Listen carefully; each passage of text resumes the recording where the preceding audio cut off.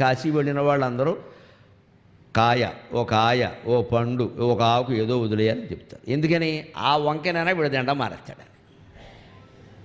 వీడిప్పటికి 80 ఏళ్ళు వయస్సు ఉండి అక్కడ వంకాయ వదిలేసి, నేను వంకాయ వదిలేసా. ఎప్పటికి వదిలేవు మహానుభావ? 80 ఏళ్ళు తిని తిని ఇప్పుడు వదిలేవు. ఇక్కడ దాన్ని పెద్ద పేపర్లో వేయిస్తున్నావు మహాత్యాగం చేసినట్టు.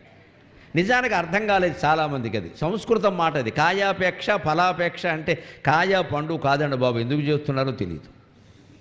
కాయాపేక్ష సంస్కృతం మాట, తెలుగు మాట కాదు. కాయం అంటే శరీరం, శరీరం మీద అపేక్ష వదిలేయి. ఫలాపేక్ష అంటే ఫలితం మీద అపేక్ష వదిలేయి. అంత గొప్ప సంప్రదాయం మనది, అంత గొప్ప సంప్రదాయం.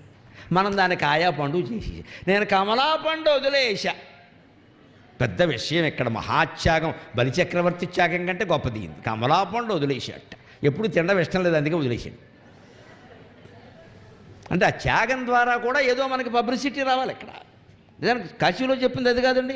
కాయాపేక్ష ఫలాపేక్ష వదిలేయమంటే శరీరం మీద అపేక్షను వదిలే. కాయం అంటే శరీరం, సంస్కృతం మాట అది. తెలుగుకాయ అంటారంటే ఇది వంకాయ టెంకాయ కాదు అది.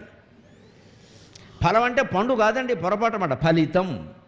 ఏ పని చేసినా ఫలితాన్ని ఆశించడం మానేయి, చేయవలసింది చేయి, వదిలేసే ఆ విషయాన్ని.